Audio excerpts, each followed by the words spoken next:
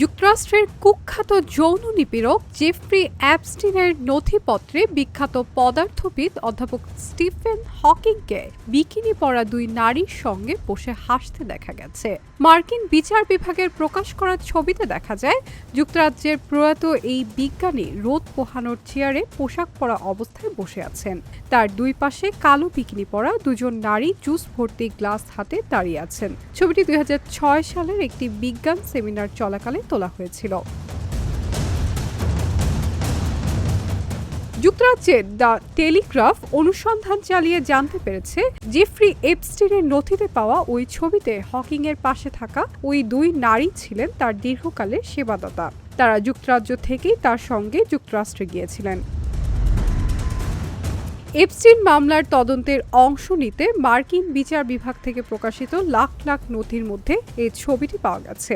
2018 সালে 76 বছর বয়সে হকিং মারা যান। প্রকাশিত নথিপত্রে হকিং এর নাম 250 বার এসেছে।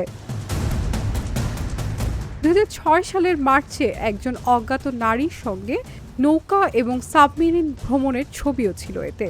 জানা যায় যৌন কাজে অপ্রাপ্তবয়স্ক মেয়েদের পাচারের দায়ে অভিযুক্ত হওয়ার 5 মাস আগে 21 জন বিজ্ঞানীর একটি দল এপস্টিনের মালিকানাধীন লিটল সেন্ট জেমস দ্বীপে গিয়েছিলেন। সেই দলে হকিংও ছিলেন।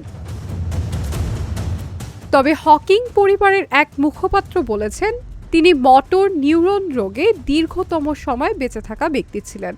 এই শারীরিক অবস্থার কারণে তিনি ভেন্টিলেটর, ভয়েস সিনথেসাইজার, হুইলচেয়ার এবং 24 ঘন্টা চিকিৎসার উপর নির্ভরশীল ছিলেন। তার নামে যে কোনো অশালীন আচরণের ইঙ্গিত দেওয়া ভুল এবং অত্যন্ত অবাস্তব।